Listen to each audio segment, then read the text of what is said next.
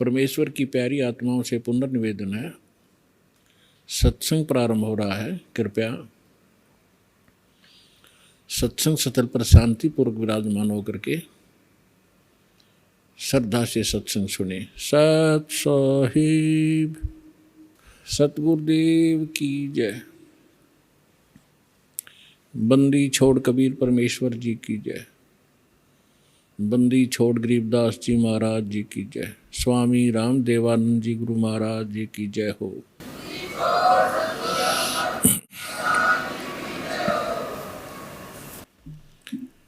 Grieve Namo Namo सतपुरुष को नमस्कार गुरु की नहीं। सुर नर मुनि जन साधु हाँ संतों सर्वस दी नहीं। सतगुरु साहेब संत सब दंडोतम प्रणाम। आगे पीछे मध्य हुए तिनको जहाँ कुर्बान। नराकार निर्विषम काल जाल वैभंजनम निर्लेपम निज निर्गुणम अकल अनुवेशंडुनम। सोहम सुरति समाप्तम सकल समान निर्तल।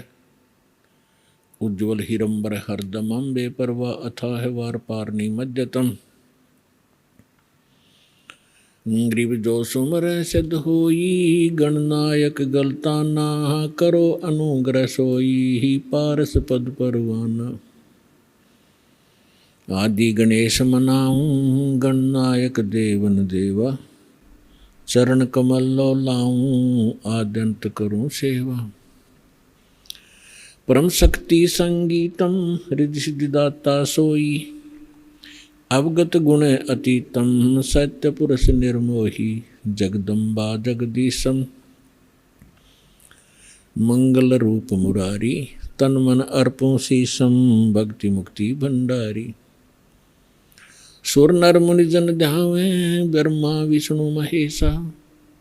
शेष सहस मुख गावे पूज्य आदि गणेशा। इंद्र कुबेर सरीखा वरुण धर्म राय ध्यावे।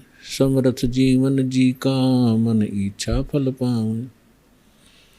33 कोटि अधारा ध्यावे शेष 88। उतरे बहुजल पारा कट है यम की फांसी। 33 कोटि अधारा ध्यावे शेष 88। उतरे बहुजल पारा कट है यम की फांसी। कर जोरूं विनती करूं डरूं चरण पर शीश। गुरु जी राम देवानंद जी महाराज ने दियो नाम बख्शीश। कोटि कोटि सिजदा करूं हो कोटि कोटि प्रणाम। चरण कमल में राखियो मैं बांधी जाम गुलाम। कुत्ता हूँ गुरुदेव का रामपाल दास का नाम। गले प्रेम की जेवड़ी जाखें चोवा जाऊं। तो करो तो बावड़ू दूर दूर करो तो जाऊं। ज्यों राखो त्यों ही रहूं। जो देव सो खाऊं। परम पिता परमात्मा पूर्ण ब्रह्म सारी सृष्टि के रचनहार कबीर परमेश्वर कबीर देव जी की असीम रजा से आप सभी पुण्यात्माएं परमात्मा की महिमा सुनने के लिए उपस्थित हुए। जिस प्राणी के जिस जीव के पूर्व जन्म के शुभ संस्कार उदय होते हैं उनको मानव शरीर प्राप्त होता है। और मानव शरीर प्राप्त करके जो प्राणी सत्संग उपलब्ध करते हैं जिनको सत्संग प्राप्त होता है वो और भी ज़्यादा शुभ संस्कारी हंस होते हैं। परमात्मा कबीर परमेश्वर जी हमें याद दिलाते हैं मानुष जन्म पाय कर जो नहीं रटे हरि नामे, जैसे कुआ जल बिना बनवाया क्या काम। परमेश्वर जो हमारे जनक हैं, जो हमारे हितैषी हैं और जो हमें यथार्थ तत्व ज्ञान और यथार्थ भक्ति विधि बताने के लिए स्वयं ही यहाँ इस काल के लोक में प्रवेश होते हैं। सतलोक से अपने निज सुख में स्थान से चलकर वो भगवान आते हैं। वही आकर के हमें ज्ञान कराते हैं कि आप जिस लोक में रह रहे हो ये लोक काल का है और काल के अर्थ से आप परिचित हैं। श्रीमद् भगवत गीता अध्याय नंबर 11 के श्लोक नंबर 32 में गीता ज्ञानदाता श्री कृष्ण जी में प्रवेश करके ये काल बोल रहा है। ये कह रहा कि अर्जुन मैं काल हूँ और सभी लोकों का नाश करने के लिए अब प्रवृत्त हुआ हूँ। अब श्री कृष्ण जी तो पहले ही अर्जुन के साथ थे, तो श्री कृष्ण ये नहीं कह सकते कि मैं काल हूँ और अभी सबको खाने के लिए अब प्रवृत्त हुआ हूँ, अब मैं प्रगट हुआ हूँ। ये काल कौन है इसके विषय में रह रहकर सत्संग के माध्यम से बताया गया है और बताते रहेंगे। आज थोड़ा सा विषय दूसरा रहेगा। तो श्री कृष्ण जी के अंदर प्रवेश करके ये काल बोल रहा है। ये खुद कह रहा है कि मैं काल हूँ और सबका नाश करने के लिए प्रकट हुआ हूँ। तो इससे सहज समझ में आ सकता है, विचार किया जा सकता है कि जिसको हम भगवान मान रहे थे वो तो काल है। जिससे हम सुख की आशा करते थे उसके पास सुख नाम की वस्तु नहीं है। जैसे कोई अंगारों से, अग्नि से और शीतलता खोजने की चेष्टा करता है तो उसको ज्ञान नहीं है। किसी ने भ्रमित कर रखा है, उसको हाथ जला रहा है रह रहकर। ठीक इसी प्रकार अब तक जितने ऋषि महर्षि साधु संत हुए हैं जो परमात्मा से परिचित नहीं हो पाए, जिनको भगवान मिले नहीं, उन्होंने इस काल को ही परमात्मा जानकर इससे सुख प्राप्ति के लिए हजारों वर्षों तक अपने शरीरों को गला दिया सुख की प्राप्ति में। अब प्रश्न यही उठता है कि जहां अंगारे बरस रहे हों और वहां पर शीतलता की आशा जो करता है तो वो अज्ञानी व्यक्ति होता है। तो अभी तक हम अज्ञानी थे इस काल के लोक में और हम सुख खोज रहे थे। तो परमेश्वर ने आके बताया कि जिसको आप सुख मानते हो, किसको सुख मानते हो? जो निर्धन है वो सोचता है कि धनवान सुखी। धनवान ये सोचता है कि राजा सुखी। धनी सोचता है कि मेरे सामने भी बहुत सी प्रॉब्लम आती हैं, समस्याएं आती रहती हैं। कहीं चोरी का डर है, कभी कोई टैक्स देना पड़ता है, कभी कुछ करना होता है, तो वो सोचता है कि राजा सुखी। परमात्मा कहते हैं राजा को स्वप्न में भी सुख नहीं होता। राजा लोग अंत में वो सोचते हैं कि स्वर्ग के देवता सुखी होंगे। स्वर्ग के देवता सोचते हैं कि इस इंद्र को सुख घना है क्योंकि वो देवताओं का राजा है। अब इंद्र की हिस्ट्री कहानी आप पढ़ोगे पुराणों के अंदर, इंद्र जैसा दुखी प्राणी नहीं। इंद्र सोचता है कि ब्रह्मा विष्णु महेश सुखी होंगे, मुझे सुख नहीं, क्योंकि उसको पता होता है जितना निर्धारित समय उसका होता है उसको पूर्ण करने के उपरांत वो फिर 84 लाख योनियों में सबसे पहले गधे की योनि से प्रारंभ करता है अपने 84 लाख प्रकार के कष्टों में, जो प्राणियों के शरीरों में कष्ट उठाने होते। तो उसको रह रह कर वो बात याद रहती है कि इसके बाद मेरी ये हालत होगी, लेकिन उस झूठे सुख को वो छोड़ नहीं पाता, और छोड़ भी दे तो उसके पास विकल्प नहीं कि करूं क्या। ब्रह्मा विष्णु महेश सोचते हैं कि हम सुखी नहीं, क्योंकि उनका इतिहास देखिएगा। आप पुराणों को कभी पढ़ा हो, नहीं तो रिमाइंड करना कभी कभी। अब थोड़ा सा उदाहरण देंगे आपको। जैसे भगवान शंकर जी को हम भगवान माना करते थे, कंप्लीट गॉड मानते थे, मृत्युंजय कालज्य सर्वेश्वर महेश्वर कहा करते थे। इसको हम कहें कुछ भी, लेकिन ये परमात्मा नहीं है, कंप्लीट गॉड नहीं है। उदाहरण के लिए ये सुखी भी नहीं है। कैसे? एक समय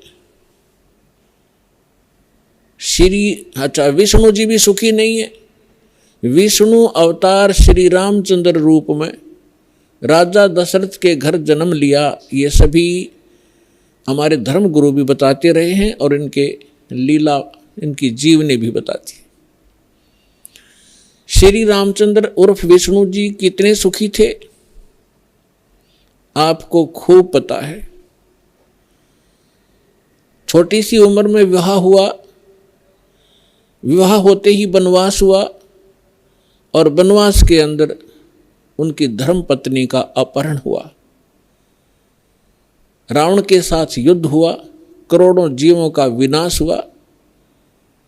उसके बाद फिर वापस आए, लेकर अपनी धर्म पत्नी सीता जी को घर पे लेकर आए। किसी धोबी के कहने से उनको घर से निकाल दिया, गर्भवती को। पुत्र कहीं, परिवार कहीं और श्री राम कहीं।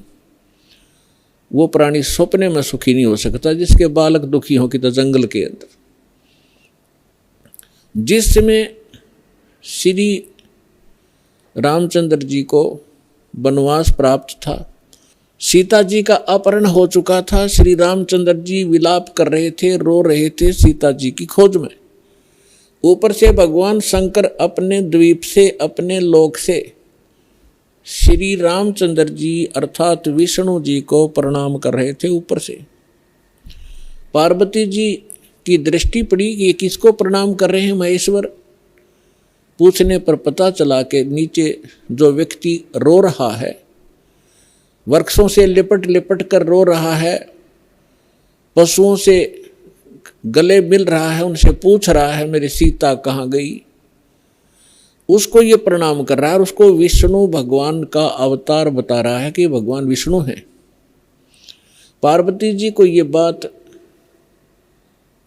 अच्छी नहीं लगी, उसको विश्वास नहीं हुआ कि सचमुच ये व्यक्ति जो सामने रो रहा है और जिसकी पत्नी का अपहरण हो चुका है, जिस कारण से रो रहा है, तो ये भगवान नहीं हो सकता। पार्वती जी ने कहा कि जो व्यक्ति रो रहा है आप उसको भगवान बता रहे हो, मुझे विश्वास नहीं। मैं तो इसकी परीक्षा लूंगी और सीता रूप बनाऊंगी इसकी पत्नी का, और यदि ये मुझे पहचान लेंगे तो मैं मान लूंगी कि ये भगवान है। भगवान शंकर ने कहा कि आप सीता रूप मत बनाना, यदि आप सीता जी का रूप बना लोगी तो मेरे काम नहीं रहोगी, मेरी माँ के तुल्य हो जाओगी। मैं आपको एज ए वाइफ स्वीकार नहीं करूँगा। फिर उस समय तो पार्वती जी ने कह दिया कि ठीक है, मैं नहीं परीक्षा लूँगी। भगवान शंकर चले गए इधर उधर सैर सपट्टे को। पीछे से पार्वती जी ने सीता रूप बनाया, श्री रामचंद्र जी के सामने खड़े हो गए।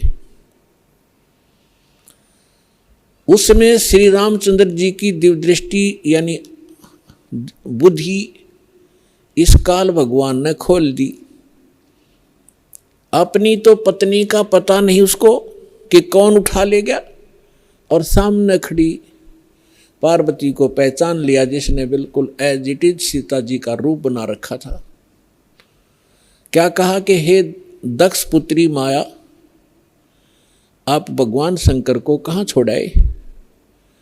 इस बात को सुनकर पार्वती जी लज्जित हुई और कहा कि भगवान शंकर आपको ठीक ही प्रणाम कर रहे थे, मैं आपकी परीक्षार्थ सीता रूप बनाकर आई थी। ये कहकर वो चली गई। अब इस कथा से आपको बहुत से परिणाम निकलेंगे, रिजल्ट निकलेंगे, निष्कर्ष निकलेंगे। एक तो कंसेप्ट यही क्लियर करेंगे कि आपके मन में ये शंका उत्पन्न होगी कि श्री रामचंद्र जी ने पार्वती जी को तो पहचान लिया और अपनी पत्नी के विषय में उसको ज्ञान नहीं। ये कारण क्या है? जिसमें आपको ये कारण समझ में आवेगा तो आप समझो अध्यात्म मार्ग पर चल पड़े। इसका कारण है, जैसे गीता अध्याय नंबर 7 के श्लोक नंबर 4, 5 और 6 में ये गीता ज्ञानदाता कहता है कि अर्जुन, यहाँ जितने भी मेरे लोक में जितने भी प्राणी हैं, इनमें बलवानों का बल, बुद्धिमानों की बुद्धि मैं ही हूँ, यानी मेरे ही कंट्रोल में है। जब चाहे इनको ओपन कर दूँ, जब चाहे इनको ऑफ कर दूँ, जब चाहे मैं इनको ऑन कर देता हूँ। उदाहरण के लिए, एक समय आपने महाभारत खूब सुना होगा, महाभारत का युद्ध भी सुना है खूब। महाभारत के युद्ध के दौरान अर्जुन ने अपने धनुष के माध्यम से इतना नरसंहार किया था और सूरवीर कहलाए थे। एक तीर से 100 व्यक्तियों को मार डालते थे। वही गांडीव धनुष सुप्रसिद्ध था उसका। जिस समय श्री कृष्ण अर्थात विष्णु जी श्री कृष्ण रूप में देवकी के गर्भ में जन्मे थे, उसके बाद उन्होंने श्री कृष्ण रूप में जो का लीला की थी, जीवन व्यतीत किया था, अंत समय में उनकी मृत्यु एक शिकारी के विषाक्त तीर से हुई थी और पांडवों को उसने वहां बुलाया था। अंत समय में पांडवों से श्री कृष्ण जी ने कहा था कि आप इन सभी औरतों को, जितनी द्वारका के अंदर हैं, सबको अपने साथ ले जाओ। यहाँ पर यादव कोई बचा नहीं है, क्योंकि दुर्वासा जी के श्राप से इंक्लूडिंग श्री कृष्ण जी यादव कुल पूरा नाश हो गया था। छोटा बालक भी नहीं बचा था। नर यादव जो गर्भ में थे, गर्भवती औरतें थी, उनके गर्भ में थे। उसके बाद ये वंश पुनः चला है। तो और कहा था कि आप इनको वहाँ ले जाओ अपने राज्य में। यहाँ पुरुष रहा नहीं, यहाँ के और लोग इनकी बेइज्जती करेंगे, सताएंगे, आप इनको ले जाना। तो श्री कृष्ण जी के आदेशानुसार अर्जुन सभी गोपियों को, द्वारका की स्त्रियों को साथ लेकर आ रहा था। रास्ते में भीलों ने, जंगली लोगों ने उनको घेर लिया। अर्जुन उनसे लड़ने की तैयारी करने लगा। उसके हाथ से गांडीव धनुष उठा नहीं और खड़ा खड़ा देख रहा, थर थर कांप रहा है योद्धा। भीलों ने उसको पीटा, औरतों के गहने तोड़ दिए, कुछ औरतों को घसीट ले गए। अर्जुन खड़ा खड़ा कांपता रहा। उस समय अर्जुन श्री कृष्ण जी को कोस रहा था, 100 गालियां दे रहा था कि कृष्ण तूने सदा ही हमारे साथ धोखा ही धोखा किया है। जब मुझसे नरसंहार कराना था, युद्ध करवाना था महाभारत का, उस समय मेरे अंदर शक्ति भर दी। एक तीर मारूं था 20 मरे थे। आज वही अर्जुन और वही धनुष, आज मैं इसकी प्रत्यंचा नहीं चढ़ा पा रहा हूं। तो यहां परमात्मा कहते हैं कि जो इस रोग की जड़ है उसका तुम्हें पता ही नहीं। तुम तो श्री कृष्ण को कोस रहे हो। ये काल है जो 21 ब्रह्मांड का स्वामी है। श्री ब्रह्मा, श्री विष्णु, श्री शिव जी के पिता हैं। ये है यहाँ के सारे दुख की मूल। और वो खुद कहता है गीता अध्याय नंबर 7 के श्लोक 5 से लेकर 6-7 में कि मैं बलवानों का बल और बुद्धिमानों की बुद्धि मैं ही हूँ, यानी मेरे कंट्रोल में है। अब जब उसने नाश करवाना था महाभारत का तब तो उसको बल दे दिया, अब स्विच ऑफ कर दिया, अर्जुन खड़ा खड़ा पिट रहा है। ठीक इसी प्रकार श्री रामचंद्र जी को कि वहाँ तो बुद्धि खोल दी कि ये सीता नहीं है, पार्वती है।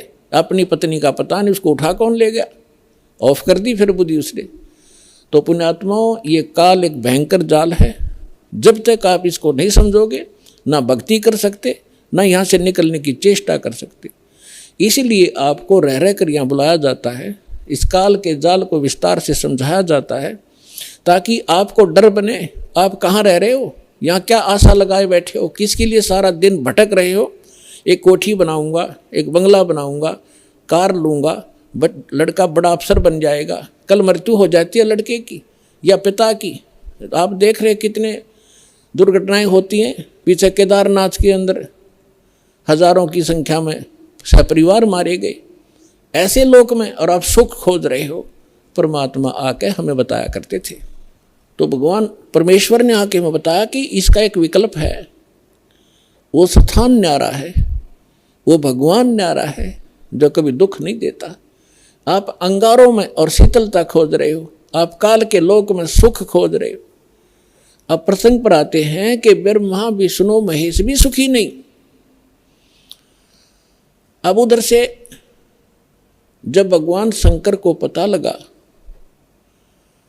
कि काल के हाथ में बुद्धि, उसने बुद्धि ऑन कर दी शंकर भगवान की, दिव्य दृष्टि से देखा और अपनी पत्नी से पूछा कि तू क्या सीता रूप बनाकर गई थी तू?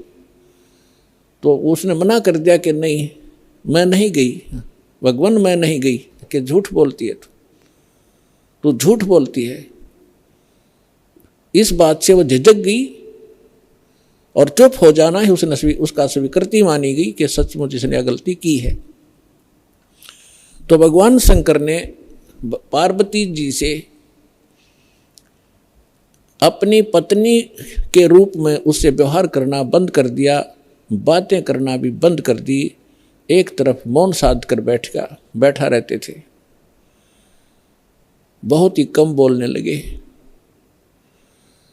और कहने लगा कि मैंने आपको एक वफादार माना था, आपके ऊपर मैं वो विश्वास करता था कि मेरी धर्मपत्नी कभी मेरे को डिसीव नहीं करेगी, धोखा नहीं दे सकती।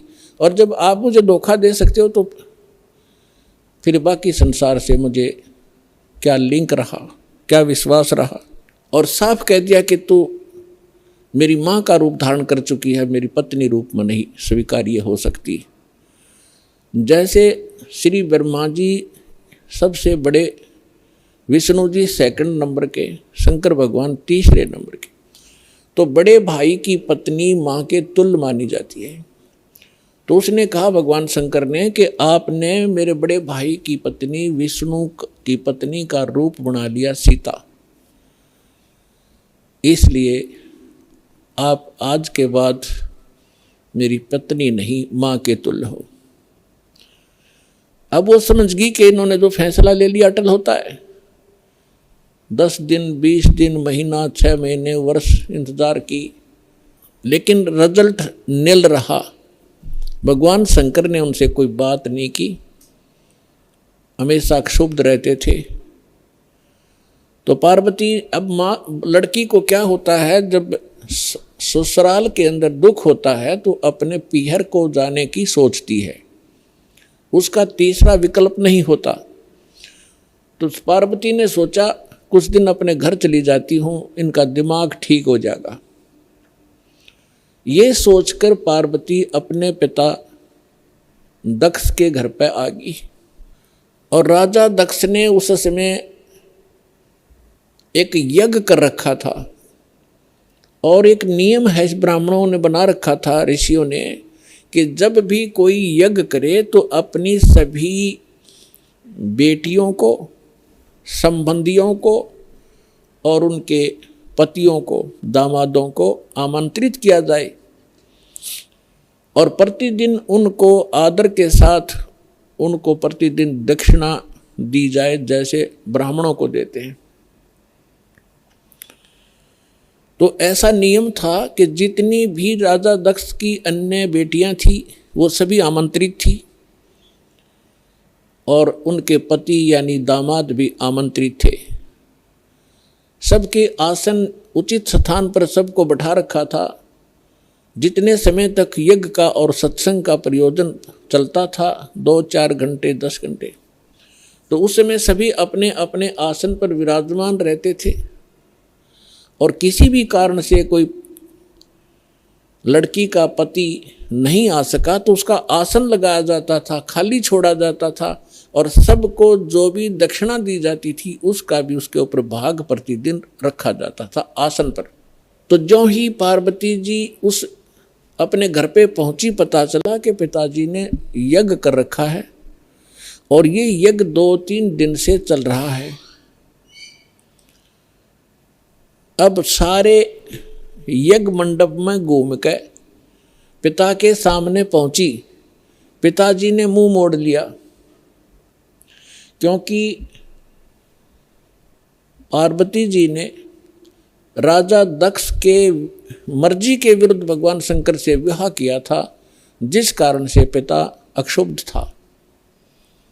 जब पिताजी ने ठीक से बात नहीं की, ये भी नहीं कहा कि आगी बेटी, तो पार्वती महादुखी हुई, अपनी माँ के पास घर पे पहुंची। बेटी माँ को ही उलाने दिया करती है, माँ के सामने अपना दुख रोया करती है। अपनी माँ के सामने जाकर कहा कि माँ तुमने ऐसा भेदभाव हमारे साथ क्यों किया? आपने सभी अन्य मेरी बहनों के पति भी बुला रखे हैं, बहनों को भी आमंत्रित किया है, आपने हमें ना बुलाया ना आमंत्रित किया। और जिन बहनों के पति नहीं आए हैं उनका आसन लगा रखा है, उनका भाग सबको दिया जा रहा है। आपने न तो अपने दामाद का आसन लगवा रखा है, ना ही उनको आमंत्रित किया है और ना मुझे आमंत्रित किया। अब माँ ने कहा कि बेटी, ना तो आप मेरी बात मानती, ना तेरा पिता मानता, तू जाने तेरा बाप जाने, उनसे बात कर। अपनी मर्जी से तूने विवाह किया, जिस कारण से वो दुखी है तेरे से। वो फिर अपने पिता के पास गई और दक्ष से कहा कि पिताजी, आपने न तो हमें आमंत्रित किया और न ही आपने अपने दामाद को बुलाया, ना उनका कोई भाग आसन आपने लगा रखा है, ना उनका हिस्सा निकाल रहे हो। तब दक्ष ने कहा कि तू आई किस लिए यहाँ पर? तेरे को किसने आमंत्रित किया था? अपनी मर्जी से विवाह किया था, रह उसके साथ, उस जंगली के साथ रहे। ऐसी बहुत सी बातें बकवास की। तो पार्वती ने देखा कि भगवान शिव अब मुझे स्वीकार करेगा नहीं, घर में मेरा सत्कार नहीं। तो उसी समय एक हवन कुंड बना रखा था, उसमें अच्छे गेर कर 1 क्विंटल लकड़ और गेरे थे, चारों तरफ से डाल रहे थे वह ब्राह्मण ऋषि। घी पूरा बकड़ बड़ा था, पूरी लो लकड़े थी उसमें। तो पार्वती जी यानी दक्ष की बेटी उस हवन कुंड में छलांग लगाएगी, आत्मदाह कर लिया। यज्ञ खंड हुआ, जल्दी से उस लड़की को निकाला गया। तब तक उसका मांस जल चुका था, मर चुकी थी, अस्थि शेष रह गई थी, हार्ड शेष थी। लंबी कथा है, हम जिस उद्देश्य से ये कथा सुना रहे हैं उसी को लेंगे। भगवान शंकर को पता चला, अपने सभी अनुचरों को साथ लेकर वहां पहुंचे। उससे पहले उन्होंने भैरव को भेजा, उसने आकर के वहाँ, बहुत सी लंबी कहानी है। भगवान विष्णु भी विद्वान थे उस यज्ञ में, भगवान ब्रह्मा जी भी विद्वान थे। जब उनको पता चला कि भगवान शंकर अपनी सेना के साथ आ रहे हैं, तो ब्रह्मा जी तो पहले भाग गए। विष्णु जी भागने लगे, तब शंकर दक्ष ने कहा कि भगवान मैंने आपकी ही सुरक्षा में ये यज्ञ किया था, आप भी मुझे आपत्ति में छोड़ कर जा रहे हो। तो भगवान विष्णु फिर रुक गए थे, उन्होंने लड़ाई की, लड़ाई में फिर वो काफ़ी परास्त हुए, शतब्द हो गए, फिर भाग गए वह वहाँ से छोड़कर। ये पुराण में वर्णन है, शिव पुराण में। कहने का भाव ये है कि भगवान शिव ने आकर के राजा दक्ष की गर्दन काट दी। अन्य के कहने से फिर उनको दोबारा जीवित किया गया, जैसे कोई बकरा लाकर उसके मुख पर लगा दिए। प्राण की कथा आपने खूब सुन रखी। हम इस विषय पर आएंगे अपनात्मा। जैसे यहाँ फिर एक शंका उत्पन्न हो जाएगी आपको कि भगवान शिव ने राजा दक्ष को जीवित कर दिया और बकरे की गर्दन लगा दी, तो भगवान शंकर में भी तो शक्ति है। पुण्यात्माओं, जैसे धर्मदास जी ने एक बार आदरणीय धर्मदास साहिब जी ने भगवान कबीर परमेश्वर जी से यही प्रश्न किया था कि हे परमात्मा, आप कह रहे हो कि राम और श्री कृष्ण ये समर्थ भगवान नहीं है, यानी विष्णु और शंकर और ब्रह्मा जी। विष्णु जी के अवतार श्री कृष्ण जी आए हुए थे, उन्होंने राजा मोर ध्वज के घर पर एक लीला की थी, जाकर दो साधु रूप बना के। और राजा मोर ध्वज ने अपने पुत्र ताम्र ध्वज को आरे से चीर दिया था, भगवान श्री कृष्ण जी ने उसको जीवित कर दिया था। आप ये कह रहे हो कि ये सक्षम नहीं है, ये बात मेरे गले उतरती नहीं। तब परमात्मा ने उदाहरण दिया था कि पुत्र बात सुन, यहाँ तो मोर ध्वज के पुत्र ताम्र ध्वज को श्री कृष्ण जी ने जीवित कर दिया आरे से दो फाड़ कर होने के उपरांत, और उसका सगा भांजा सुभद्रा पुत्र अभिमन्यु महाभारत के युद्ध में मारा गया था।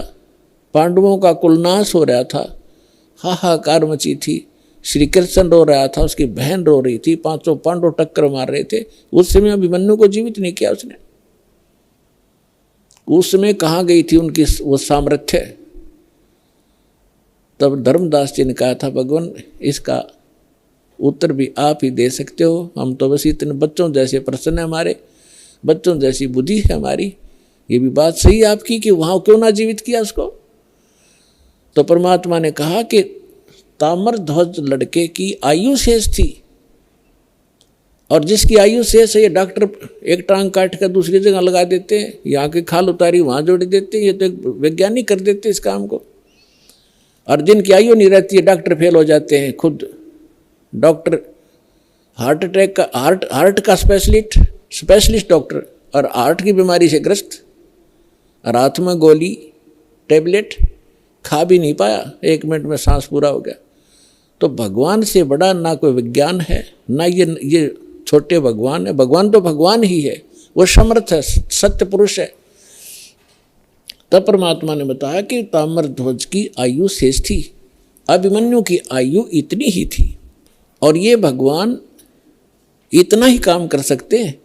आयु शेष थी तो उसकी राजा दक्ष को दूसरे गर्दन जोड़ दी, चल भाई, लेकिन ये सक्षम नहीं है। अब आगे देखना क्या होता है कि भगवान शंकर ने पार्वती जी की अस्थियां उठा ली और 10,000 वर्ष तक उसको सीने से लगा के पार्वती पार्वती दक्ष माया दक्ष पुत्री करते करते पागलों की तरह भटकता रहा। अपने आत्मा अब ये हम भगवान ब्रह्मा भगवान विष्णु भगवान शिव जी को सुखी माने, ये सुखी है, ये सुखी व्यक्ति के लक्षण है। 10,000 वर्ष तक पागलों की तरह खाना ना पीना ना, हाय पार्वती हाय दक्ष माया हाय दक्ष की पुत्री। तो हमारे पास ज्ञान का टोटा था, जिस कारण से हमने प्रत्येक को भगवान और समर्थ मान लिया। देखो ऐसा नहीं कह रहा दास, ना मेरे भगवान ने कहा कि ब्रह्मा विष्णु महेश बिल्कुल यूजलेस है। ये जितने सक्षम हैं, जितनी इनकी सामर्थ्य है उतना बताया है। जैसे एक स्टेट का, प्रांत का मंत्री होता है और उस मंत्री को, प्रांत के मंत्री को कोई प्रधानमंत्री मान रहा है, तो वो भूल है उसकी। तो परमेश्वर ने और परमेश्वर से प्राप्त ज्ञान से इस दास ने ये इतनी भूल मिटाई है कि जिसको आप समर्थ शक्ति मान रहे थे, श्री ब्रह्मा, श्री विष्णु, श्री शिव जी, दुर्गा आदि को, ये समर्थ नहीं है। ये केवल 21 ब्रह्मांड के अंदर एक ब्रह्मांड, 21 ब्रह्मांड इस काल के, इसमें एक 21 प्रांत समझ लो। एक प्रांत में ये एक एक विभाग के मंत्री हैं। रजोगुण विभाग के ब्रह्मा जी, सतोगुण विभाग के विष्णु जी, तमोगुण विभाग के शंकर जी। बस इतने मालिक हैं ये। और ये किसी के संस्कार को कम और अधिक नहीं कर सकते। वर्क डन ही देते हैं, अपना किया कर्म ही प्राप्त कराते हैं। समर्थ परमात्मा, परम अक्षर ब्रह्म, सत्य पुरुष कबीर साहिब जी, ये हमारे प्रारब्ध के अंदर, यानी हमारी किस्मत में लिखी हुई हमारे पाप कर्मों का नाश करके, और पाप कर्मों हमें सुखी कर देते हैं। हमारी मृत्यु होनी हो उसको टाल देते हैं।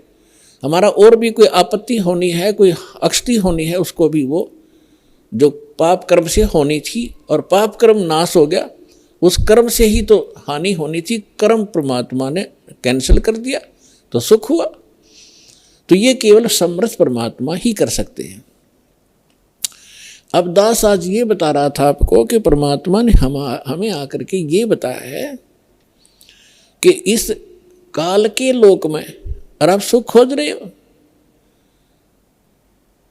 जिनको आप परमात्मा माना करते थे, थारे भगवान, आपके भगवान सुखी नहीं, कभी सपने में सुख नहीं हुआ उनको। भगवान श्री कृष्ण जी का जन्म हुआ, मामा दुश्मन बन गया, जेल में जन्म हुआ, और मामा शत्रु पीछे पड़ा रहा। कभी जरा सिंह मारने आ रहा है, कभी शिशुपाल लठ उठा रहा है, कभी जरा सिंह, कभी काल्यवन आ गया। आखिर में भगवान ने, यानी ये तीन लोग का जो इतना सामर्थ्य है इस मालिक ने, अपने को राहत प्राप्त करने के लिए कि शायद कुछ सुख का सांस मुझे आ जावे, मथुरा छोड़ दी और द्वारका बनाई। बहुत दूर जाके जंगल होते थे पहले, बीच में बिल्कुल कट ऑफ हो जाता था, पता भी नहीं लगता था कहाँ चले गए लोग। द्वारका समुद्र के अंदर एक टापू में जाकर अपना जीवन निर्वाह किया। और अंत कैसा हुआ श्री कृष्ण जी का?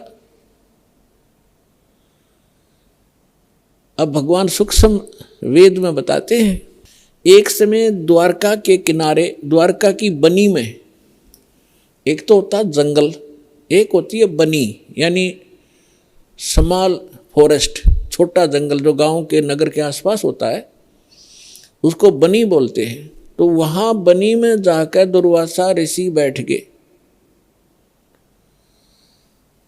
और दुर्वासा ऋषि के विषय में बहुत प्रसिद्धि थी, उसका बड़ा बोलबाला था, वेल नोन हो रहे थे कि भूत, भविष्य और वर्तमान के वे पूर्ण ज्ञाता है। और उस समय यादव 56 करोड़ हो गए थे संख्या में, 56 करोड़ द्वारका के अंदर रहने वाले। और भगवान श्री कृष्ण जी ने कुछ एक ऐसे शरारती तत्वों को मार डाला था, जिस कारण से वो हीरो पाक गए थे।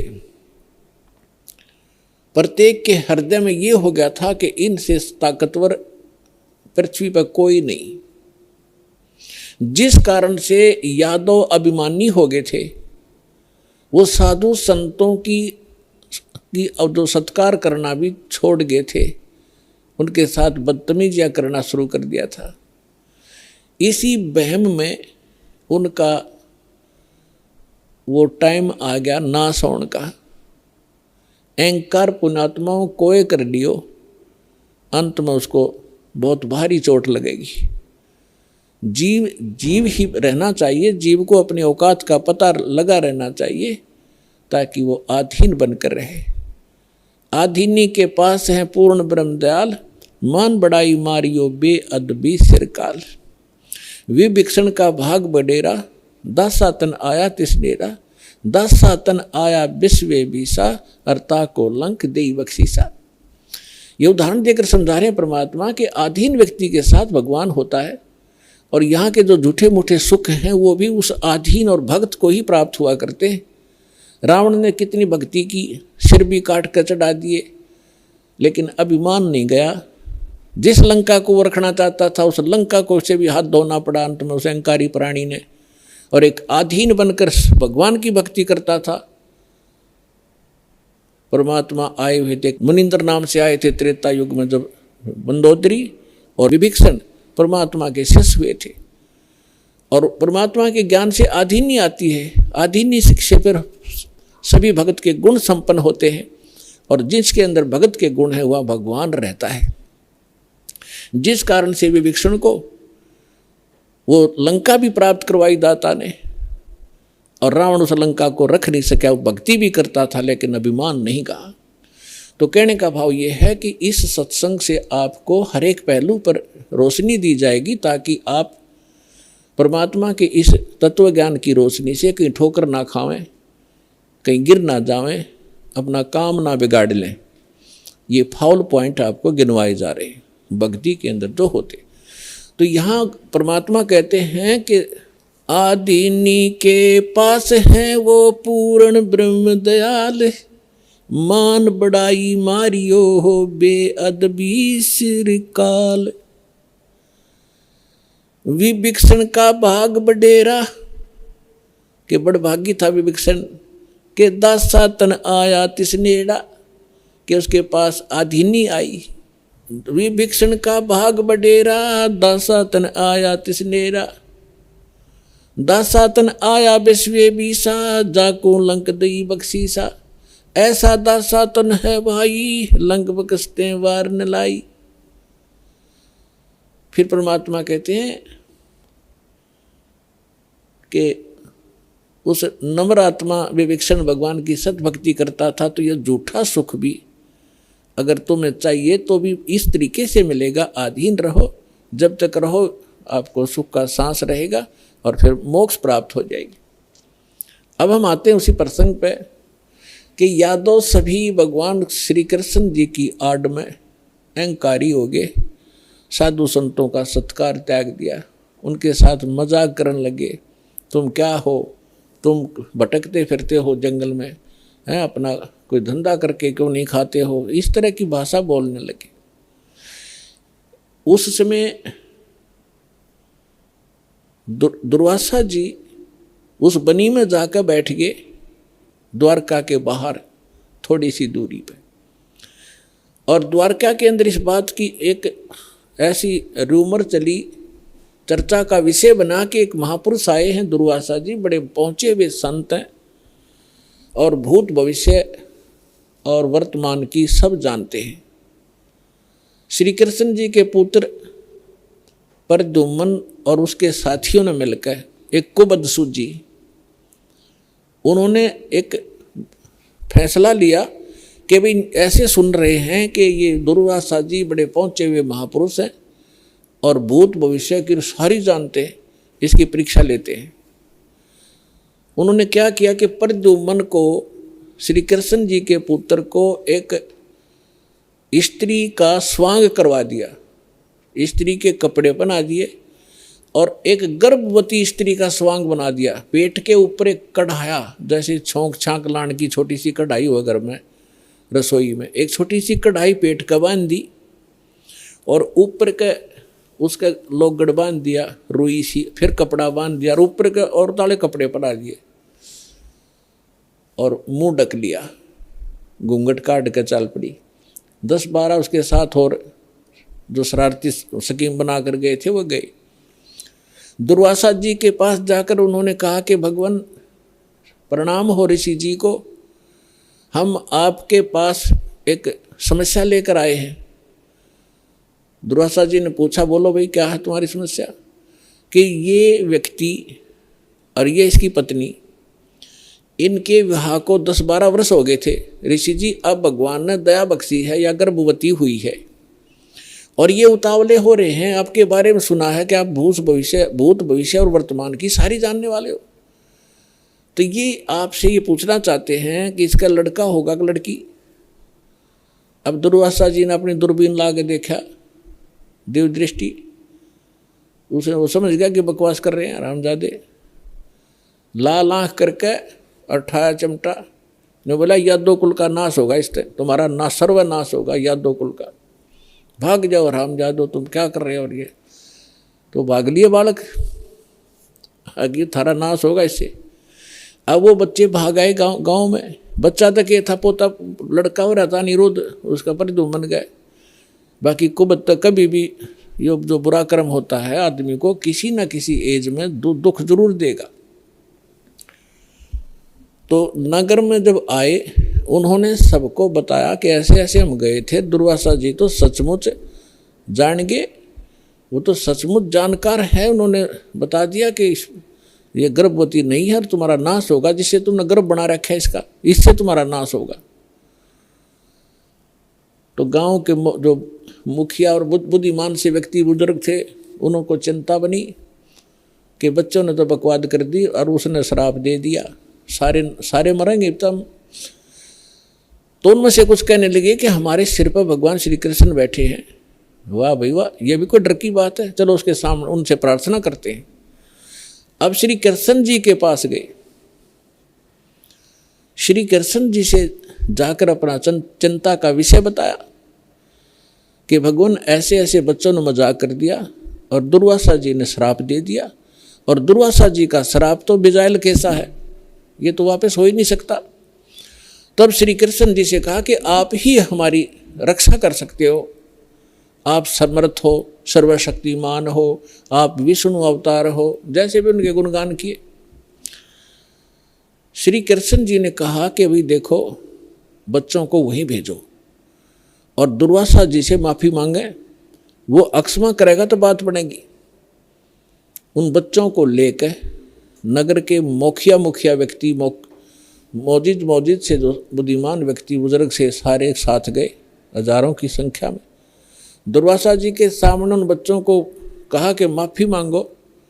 उन्होंने प्रणाम किया, माफ़ी मांगना चाहा, अक्षमा याचना की, लेकिन दुर्वासा जी ने कहा कि जो मेरे मुख से वचन निकल गया वो वापस नहीं हो सकता।